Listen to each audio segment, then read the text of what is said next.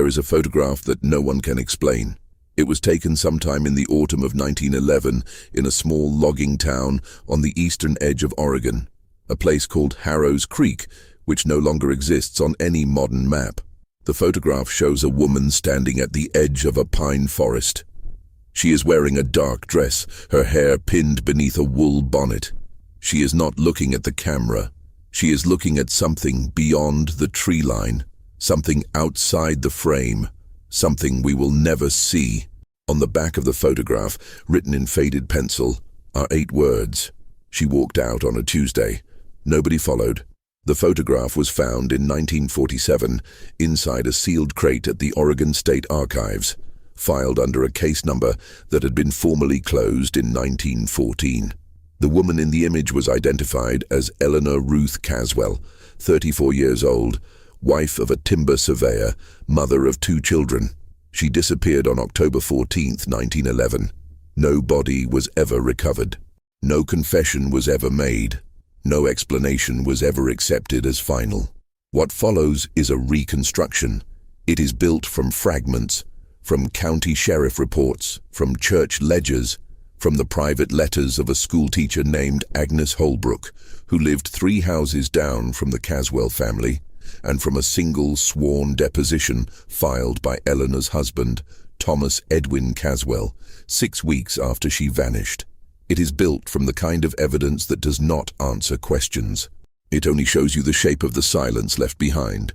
Harrow's Creek sat at an elevation of roughly 2,000 feet, pressed against the Cascade foothills in a fold of the land that made it difficult to reach in winter and easy to forget in summer. It had been incorporated as a town in 1887, when a lumber company called the Pacific Continental Timber Group cleared the first 40 acres of old-growth Douglas fir and decided that the men doing the work needed somewhere to eat and sleep. That wasn't a tent. By 1911, Harrow's Creek had approximately 340 residents, 2 churches, 1 school, a general store, a post office that was open 4 days a week, and a reputation among the county administration as a community that largely managed its own affairs without much interference from the outside world. This reputation, it would turn out, was not entirely a compliment. The town was built around timber. Every family in Harrow's Creek was connected to the industry in some way. The men who cut, the men who surveyed, the men who managed the books, and the women who kept households running during the long weeks when their husbands were in the field. The rhythm of life there was dictated not by seasons or holidays, but by the timber harvest cycle, by the sound of the mill whistle at 6 in the morning, and again at 6 in the evening, by the smell of sawdust that settled into curtains and hair, and the cracks between floorboards. It was not a beautiful town. It was a functional one. But Eleanor Caswell, by all accounts, had tried to make it beautiful anyway. Agnes Holbrook wrote in a letter to her sister in Portland, dated March of 1911, that Eleanor had planted a border of sweet williams along the front fence of the Caswell property, and that they had bloomed that spring in shades of red and white that looked almost shocking against the gray of the lumber yards. She tends that garden, Agnes wrote, as though it were a private conversation with something the rest of us cannot hear. That letter is the first time Eleanor's name appears in any document that has survived. She would appear in the record again only a handful of times before October, in a church donation ledger, in a school enrollment form for her daughter Clara, in a purchase receipt from the general store signed in her own handwriting, and in one further letter from Agnes Holbrook, written in September, that describes Eleanor as looking lately as though she were waiting for something she wasn't sure she wanted to arrive, and then she was gone. The case was opened on October 16th, 2 days after Eleanor was last seen. Sheriff Elias Pruitt of Wasco County filed the initial report himself. He wrote in standard language, "Woman, adult, missing, last seen in the vicinity of the Caswell residence and the adjacent tree line, no known enemies, no known reason for departure." But somewhere in the margin of that report, in handwriting that does not match Pruitt's, someone added 3 words. Ask about the mill. That notation was never followed up in any official document. No transcript exists of any conversation involving the mill. No mill employee was ever formally questioned. The notation was underlined and then apparently forgotten. To understand what happened to Eleanor Caswell, you have to first understand what her life looked like from the inside, not from the outside. Not the way the sheriff saw it, or the way the town saw it, or the way the newspaper in the Dalles eventually reported it in a single paragraph buried beneath a notice about a church fundraiser. You have to understand it the way Agnes Holbrook understood it, because Agnes was the only person who ever wrote any of it down with honesty, and even Agnes, it must be said, understood only part of it. Thomas Edwin Caswell had come to Harrow's Creek in 1903, recruited by the Pacific Continental Timber Group to serve as a field surveyor, one of the men responsible for mapping the timber stands ahead of the cutting crews, walking miles of uncleared forest with a compass and a notebook, marking which trees were worth taking and which were not. It was solitary work that suited him. He was, by the accounts that survive, a man of few words and fewer explanations, competent, punctual, and fundamentally uninterested in the interior lives of the people around him. He was not cruel. The record does not suggest cruelty. It suggests something more difficult to name, a kind of sealed quality, as though Thomas Caswell had decided early in his life that the space between one person and another was not something worth crossing, and had organized his entire existence around that decision. Eleanor had married him in Portland in 1901, 2 years before the move to Harrow's Creek. She was 24. He was 31. The marriage record lists her maiden name as Eleanor Ruth Vance, occupation listed as seamstress, father listed as a Methodist minister from Salem. A woman, in other words, who had been raised to believe that silence was a form of dignity and that endurance was a form of faith. She arrived in Harrow's Creek, Agnes Holbrook wrote, like someone who had decided to make the best of a sentence. Their daughter Clara was born in 1904, their son William in 1907. By 1911, Clara was 7 and William was 4.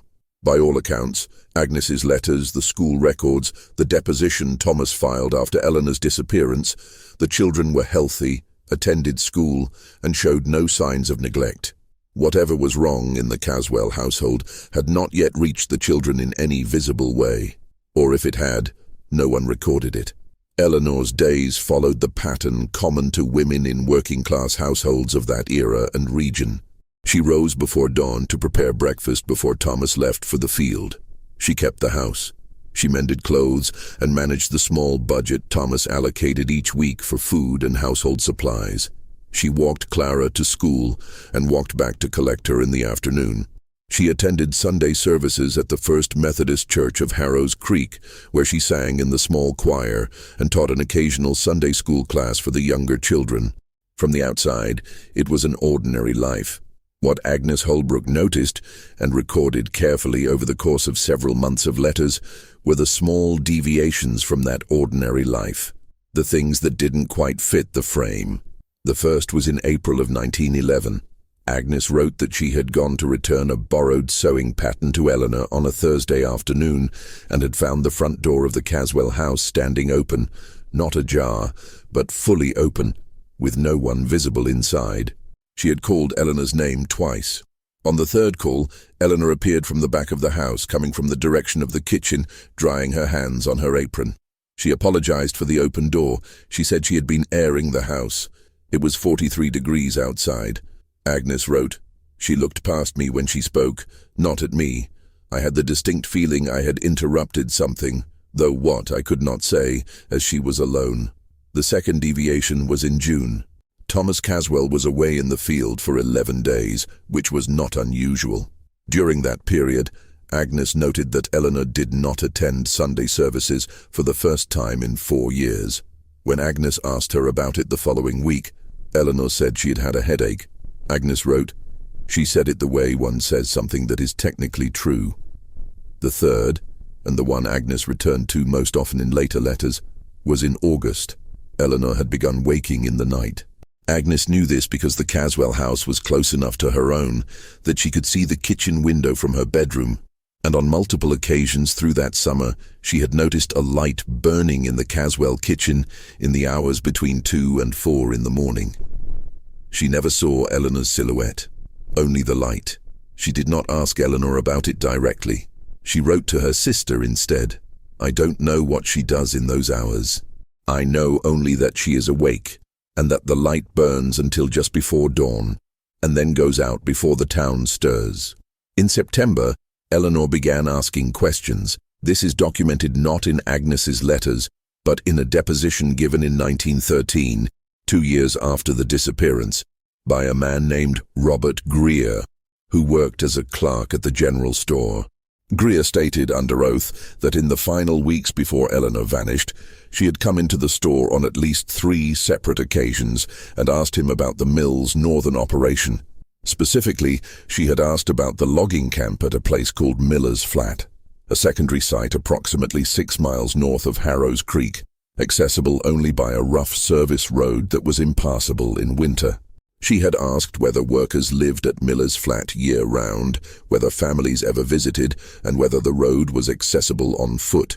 Greer stated that he had answered her questions as best he could, and that she had thanked him and purchased her usual supplies and left.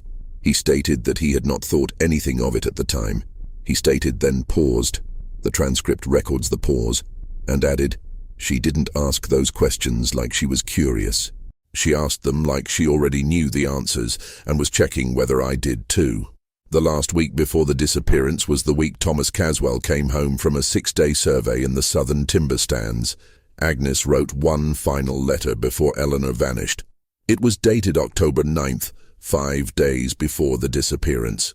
In it, she described seeing Eleanor and Thomas together in the front garden on a Sunday evening, standing several feet apart, not speaking. She wrote that they stood that way for several minutes, long enough that Agnes felt she was witnessing something private and looked away. When she looked back, Eleanor was still in the garden. Thomas had gone inside, and Eleanor was standing at the edge of the garden facing the road with her hands folded in front of her as though she were waiting for something, or as though she were calculating something. Agnes could not tell which.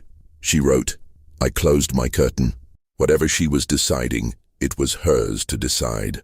5 days later, Eleanor Caswell walked out into the October morning and did not come back. What is known about October 14th, 1911 can be contained in a single page of sheriff's notes. What is felt about that day, reconstructed from the deposition of Thomas Caswell, from Agnes Holbrook's final letter, from the testimony of a 9-year-old girl named Dora Finch who lived at the end of the road, and from a torn page found folded inside Eleanor's Bible 3 days after she vanished, fills something far larger than a page. It fills the kind of space that facts alone cannot occupy, the kind of space that remains when a person is subtracted from a life that was built around them. This is what the record shows. This is what the silence suggests. The morning of October 14th began the way most mornings in Harrow's Creek began in autumn. The mill whistle sounded at 6. The temperature at dawn was recorded by the Wasco County Weather Station as 38 degrees Fahrenheit, with a low cloud ceiling moving in from the northwest and a wind from the same direction that smelled, as Agnes Holbrook once described the October winds of that region, like cold iron and wet pine and something older than both. Thomas Caswell left the house at 6:15. This is confirmed by his own deposition, in which he states that he kissed his daughter on the top of her head, told William to mind his mother, and walked to the survey office at the edge of town to collect his equipment for the day's work. He states that he did not speak to Eleanor before he left. He states that she was in the kitchen. He states that she did not come to the door. He did not find this unusual. He states this without apparent awareness of what it reveals. Eleanor dressed the children after Thomas left. She braided Clara's hair, a detail Clara herself would provide 40 years later in a brief memoir written for her grandchildren and later donated to the Oregon Historical Society.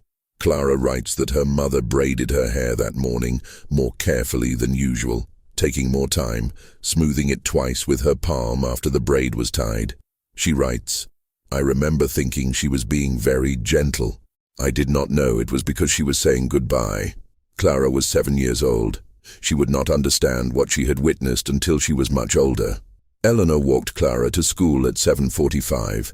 This is confirmed by the school register. which shows Clara Caswell present and marked in at 7:50. The schoolteacher, a woman named Mrs. Ruth Abernethy, later stated in a brief written account that she had seen Eleanor standing at the school gate after Clara went inside, standing there for longer than was customary, perhaps 2 or 3 minutes, watching the door through which her daughter had disappeared. Mrs. Abernethy did not speak to her. She assumed Eleanor was simply reluctant to leave in the cold. She would revisit that assumption for the rest of her life. Eleanor returned home at approximately 8 o'clock with William. What happened between 8 and 10:30 in the morning cannot be confirmed. No witness places her anywhere during those hours. The house was hers, and whatever she did inside it, whatever she packed or discarded, whatever she read or wrote or folded or decided, happened in a silence that no document has ever penetrated. What is known is this. At 10:30 in the morning, young Dora Finch, 9 years old, kept home from school that day with a chest cold, was sitting at the front window of her family's house at the far end of the road when she saw Eleanor Caswell walking past. Dora would testify to this in 1913, 2 years after the fact, with a clarity that the investigating magistrate noted as remarkable for a child of her age. She stated that Eleanor was wearing her dark wool coat, the good one, not the working one, and her Sunday bonnet. She was not carrying a basket or a bag. She was walking in the direction of the northern end of town, toward the service road that led eventually to Miller's flat. She was walking, Dora said, the way adults walk when they have decided something and don't want anyone to ask them about it. She was not running. She was not hurrying. She was walking with the particular steadiness of a person who has resolved an internal argument and is now simply executing the result. Dora watched her until she turned the corner at the end of the road. She did not see Eleanor again. William Caswell, 4 years old, was found at 12:15 in the afternoon by Agnes Holbrook. Agnes had gone to the Caswell house to return a length of borrowed ribbon, a small errand, the kind that shapes the course of everything, and had found the front door unlocked, William sitting on the kitchen floor playing with a set of wooden blocks, and no sign of Eleanor anywhere in the house or yard. Agnes searched the house thoroughly. She checked the outhouse, the small storage shed behind the kitchen and the garden. She called Eleanor's name from the front step. Nothing. She took William to her own home, fed him, and waited. By 3 o'clock, when Clara was due home from school, Agnes went to collect her herself. By 4 o'clock, with Thomas still in the field and Eleanor still absent, Agnes sent her own husband to the survey office with a message. Thomas Caswell arrived home at 5:20. His deposition states that upon arriving home and being told his wife was missing, he searched the house himself. He checked the bedroom. He checked the kitchen. He checked under the bed. He includes this detail without explanation, and the magistrate does not pursue it. He then went to the small wooden box where Eleanor kept the household documents, the marriage certificate, the children's birth records, the household budget ledger. He states that everything was in order. He states that one thing was missing. He states that Eleanor's Bible was gone from the shelf beside the bed. He states that he does not know what to make of this. The Bible was found 3 days later. It was discovered by a logger named Henry Stroud, who worked the Miller's Flat camp and was returning south along the service road on the morning of October 17th. He found it on the ground at the side of the road, approximately 2 miles north of Harrow's Creek, in a section of the road that passed through a dense stand of second-growth fir. It was lying face down in the mud. The cover was damp but intact. The pages inside were largely dry, suggesting it had not been there long, or had been protected from the rain by something or someone before being left.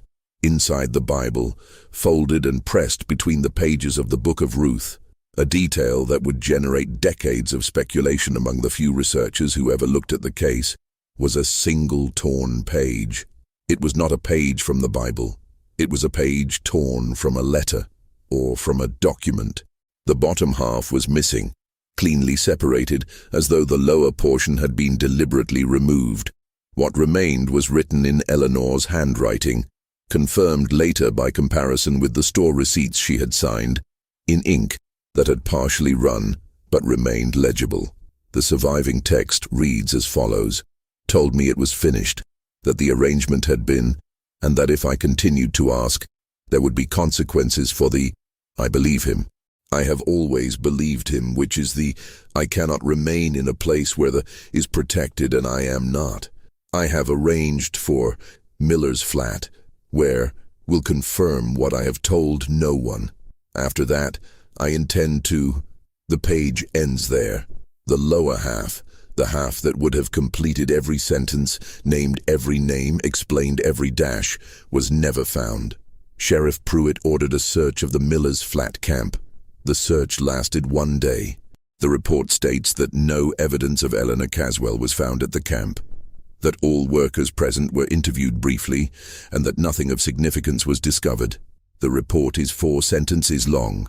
For a disappearance, for a mother of 2, 4 sentences. And in the margin of that report, in the same unidentified handwriting as the notation on the original missing persons filing, someone had written, and then partially erased, 2 words. The erasure is imperfect. Under certain light, in the surviving photocopy held at the Oregon State Archives, you can still read what was written beneath the smear. Stop here. A case is not just what happened. A case is also what people chose to do afterward, and more importantly, what they chose not to do. And in the matter of Eleanor Ruth Caswell, the record of what was not done is in many ways more disturbing than the record of what was. This is where the silence becomes architectural, where you begin to see not just the absence of a woman, but the shape of the structure that was built around that absence, carefully, deliberately, by people who had reasons to prefer that certain questions remain unanswered. The formal investigation into Eleanor's disappearance lasted 11 days. 11 days for a woman who had lived in the same town for 8 years, who had 2 children, who had left behind a partially legible document suggesting she was afraid of someone, who had been seen walking in a specific direction toward a specific location, a location that was searched for exactly 1 day by a team that filed a 4-sentence report. 11 days, and then the case was classified as voluntary abandonment. This was a legal designation used in Oregon at the time to describe situations in which an adult, typically a woman, was presumed to have left her household and family of her own free will, without criminal cause.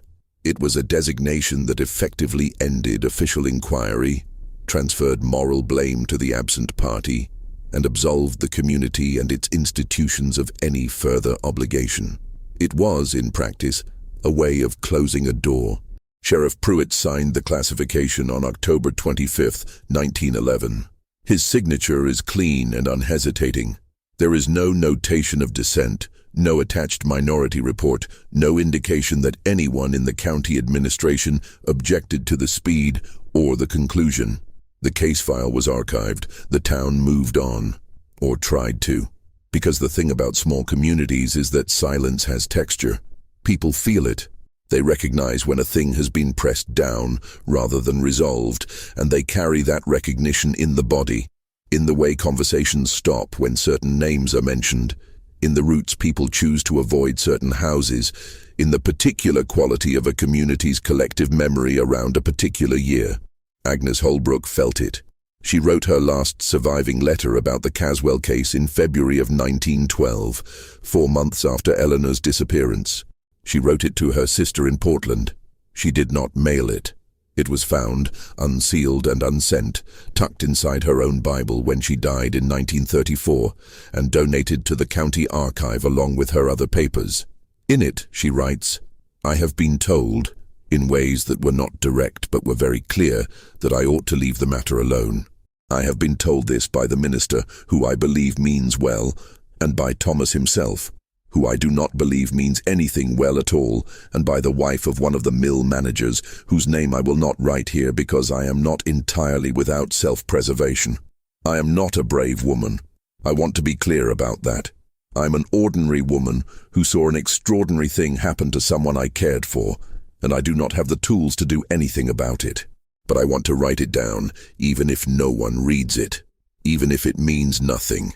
I want it to exist somewhere that Eleanor existed, and that something was wrong, and that I knew it and did nothing, and I am sorry." The letter is 1 page long. It is one of the most honest documents in the entire archive.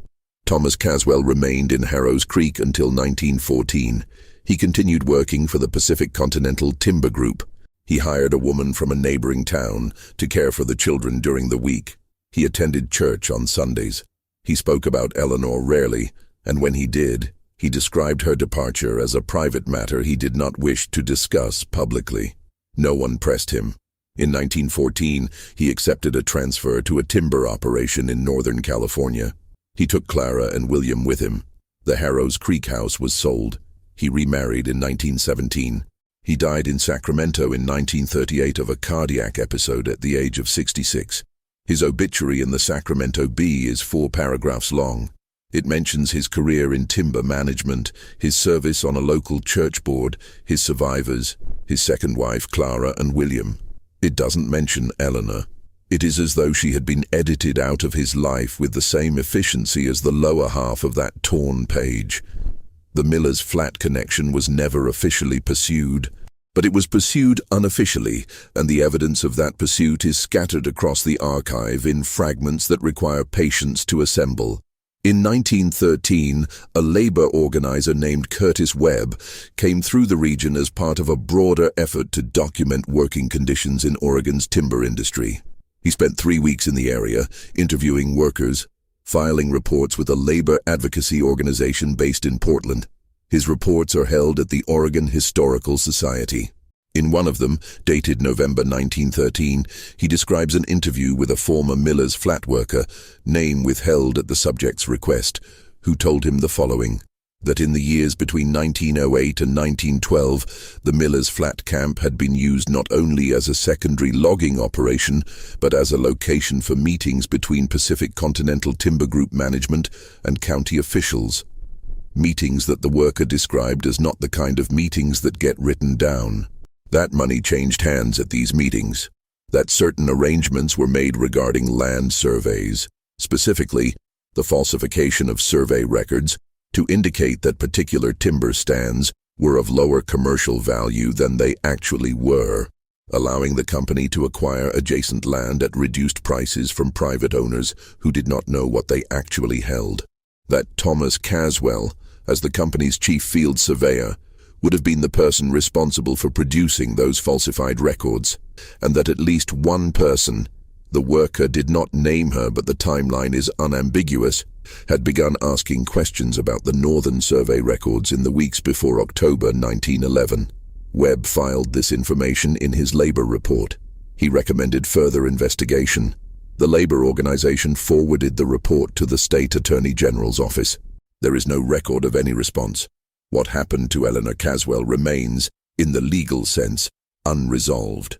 But the human architecture of the case, assembled across decades from letters, depositions, labor reports, church records, and the unsent correspondence of an ordinary woman who was not brave but was honest, suggests something that is not supernatural, not sensational, and not mysterious in the way that word is usually meant.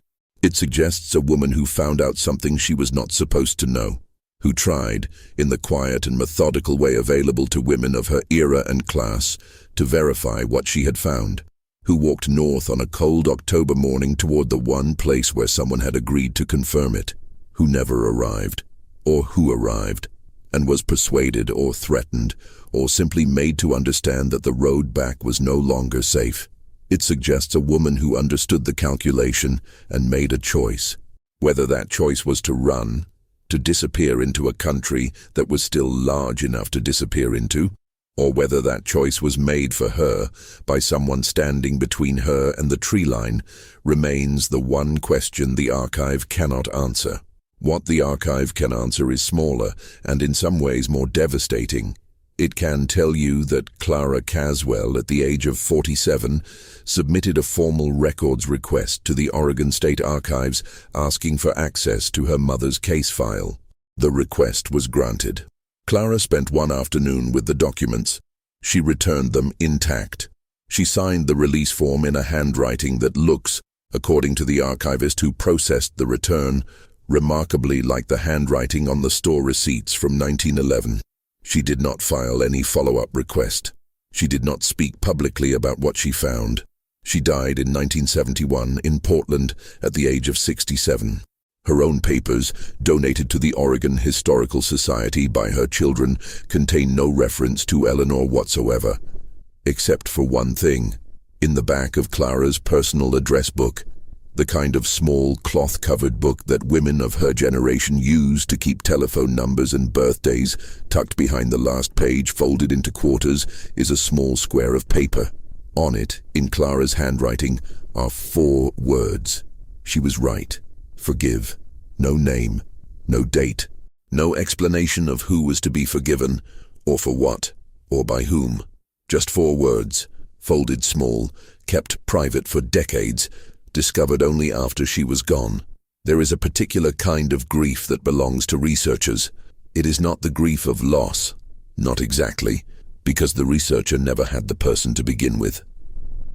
It is something more like the grief of proximity, of having spent enough time with the fragments of a life that you begin to feel the weight of the person who left them behind. You learn the shape of their handwriting. You learn which words they favored and which they avoided. You learn, from the negative space of what they wrote, what they could not bring themselves to say. And then you close the archive box, and you sign the release form, and you walk out into whatever year it is when you are living, which is very far from the year they were living, and you carry them with you in the particular way that only the dead can be carried, weightlessly and everywhere, and without any possibility of setting them down. I have carried Eleanor Caswell for 11 years.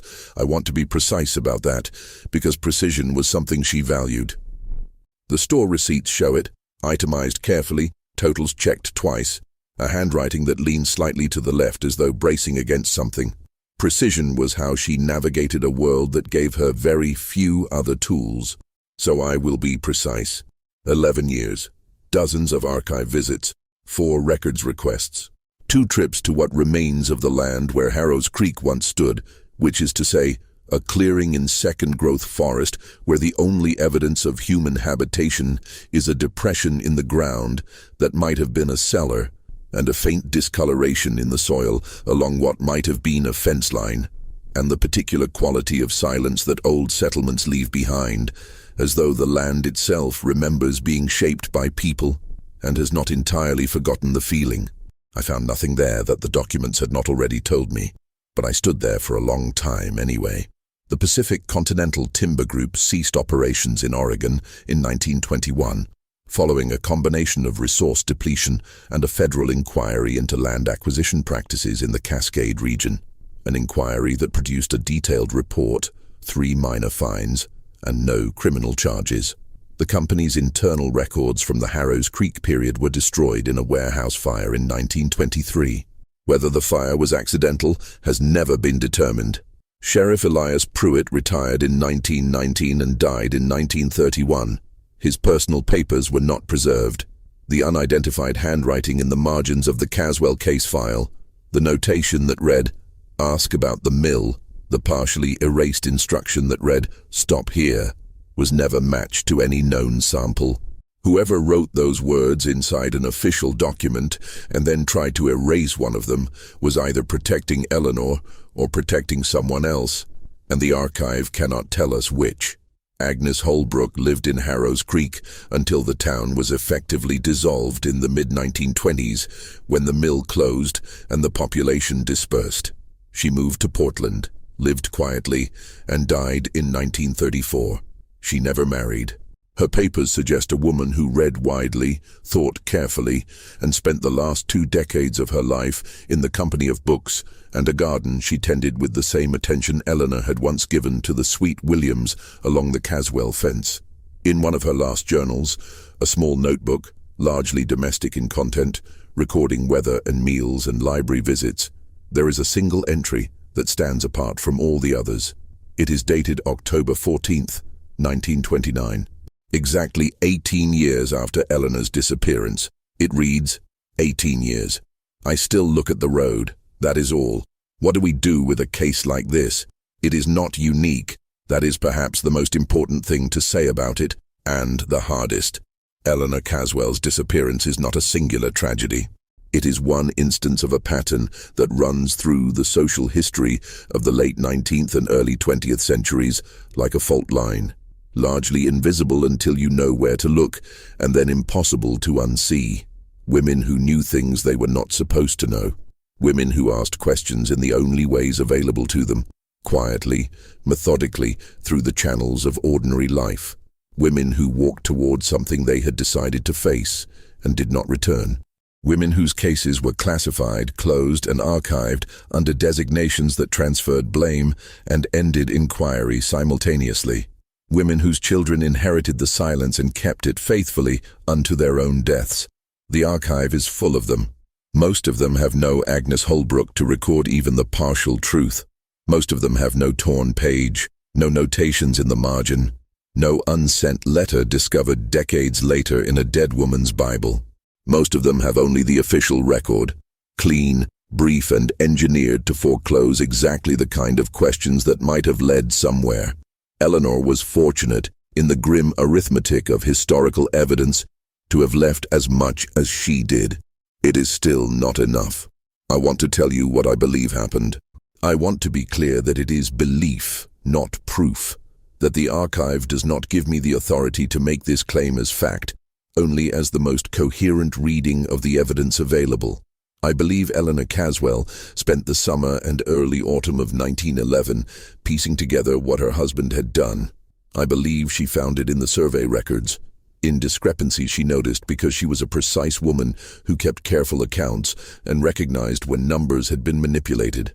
I believe she spent those sleepless hours in the kitchen, not in despair but in calculation, working through what she knew and what she could prove and what it would cost her to act on either.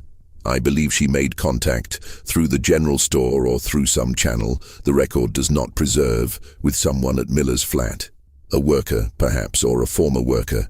Someone who had seen what the camp was used for and was willing to say so to the right person.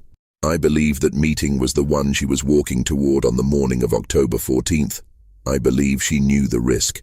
The torn page says as much. I believe him. I have always believed him. She knew what Thomas was capable of protecting. She walked anyway. What happened between the road and the tree line, whether she reached Miller's flat, whether she was intercepted, whether the contact she was walking toward had been compromised, whether she made a decision to keep going past Miller's flat and simply never stop.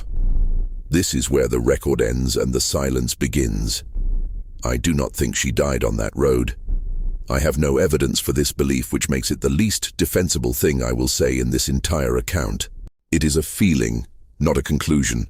The feeling of a woman in motion, a woman who had calculated and decided and was walking with purpose, a woman who had braided her daughter's hair one last time with particular gentleness and had not said goodbye because goodbye was a door she had chosen not to open. I think she kept walking. I think she walked until the road became something else, until Harrow's Creek was far enough behind her that she could breathe differently, until she was somewhere the mill's reach did not extend. I think she lived. I cannot prove it. The archive gives me nothing after the road. But I have spent 11 years with the shape of her, with her handwriting and her garden and her sleepless kitchen light and her 4 words folded small in her daughter's address book. And I cannot bring myself to believe that a woman that precise, that deliberate, that willing to walk toward what frightened her, simply disappeared into nothing. People do not disappear into nothing. They disappear into circumstances, into structures of power that prefer their absence, into a silence that is not natural, but constructed, built by the people who benefit from it, maintained by the institutions that serve those people, inherited by everyone who comes after. Eleanor Caswell disappeared into that silence, and the silence has held for over 100 years. Harrow's Creek no longer exists. The forest has reclaimed most of what the mill cleared. The service road to Miller's flat is overgrown and impassable.